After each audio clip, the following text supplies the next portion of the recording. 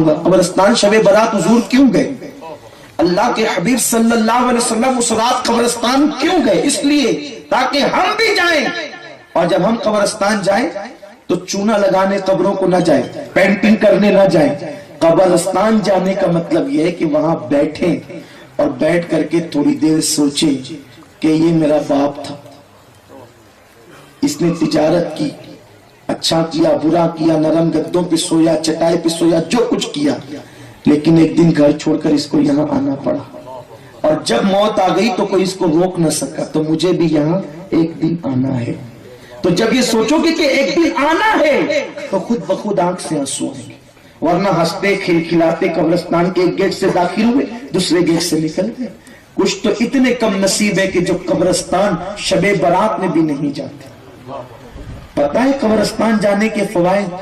ایک تو دل نرم ہوتا ہے، دوسرا میرے آقا فرماتے ہیں صلی اللہ علیہ وسلم کہ جس قبرستان میں تمہارے رشتہ دار رہتے ہیں، جب تم قبرستان آتے ہو تو وہ تمہارے قدموں کی آہٹ بھی سنتے ہیں، اور جتنی دیر تم ان کے سرہانے بیٹھتے ہو وہ خوشی محسوس کرتے ہیں کہ آج کوئی ہم سے ملنے تو آیا۔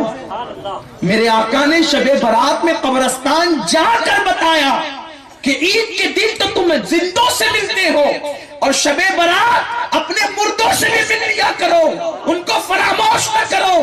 باپ کے سرہانے جا کے بیٹھو، باپ دعا دے گا، ماں کے سرہانے جا کے بیٹھو، ماں دعا دے گی۔ اور یاد رکھنا، اگر قبر ختم ہو جائے، آپ کو ہڈی بھی نہ ملے، تو یہ نہ سمجھنا کہ مٹی میں مل گیا، اپنی نظر کا قصور ہے۔ اگر وہ مومن تھا وہ قبر میں زندہ ہے۔ کیوں زندہ ہے؟ کیونکہ آقا فرماتے قبرستان جب تم جاتے ہو تو تمہارے قدموں کی آہٹ سنتا ہے۔ قدموں کی آہٹ کون سنے گا؟ جو زندہ ہوگا وہی تو سنے گا۔ بلکہ مومن تو مومن ہے، کافر بھی زندہ رہتا ہے قبر میں۔ آپ کہیں گے یہ کیسے بات ہوئی؟ میں کہا بالکل، اس لیے کہ کافر پر عذاب قیامت تک ہونا ہے، کافر پر عذاب قیامت تک ہونا ہے، تو مردے پہ عذاب دے کے فائدہ کیا ہے؟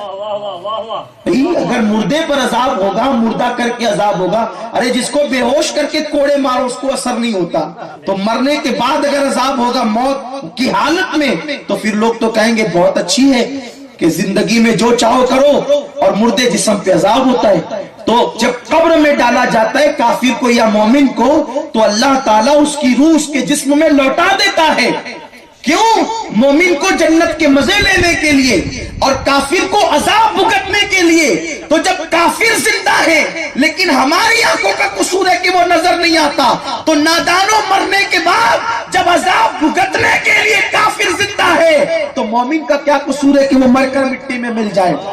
البتہ کبھی وہ نظر آتا ہے، کبھی نظر نہیں آتا، کبھی ہمیں ہڈیاں نظر آتی ہیں، ہماری آزمائش ہے، لیکن ہم جانتے ہیں کیونکہ آقا نے فرمایا قبرستان جاؤ تو سلام کرو، اور کس طرح کرو؟ السلام علیکم یا اہل القبور، اے قبر والو تم پر سلام ہو۔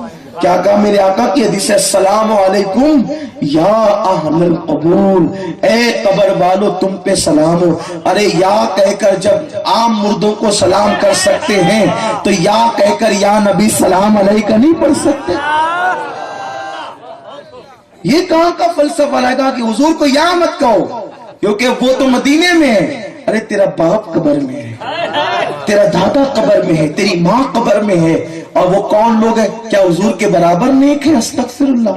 صحابہ کے برابر نیک ہیں، ولیوں کے برابر نیک ہیں۔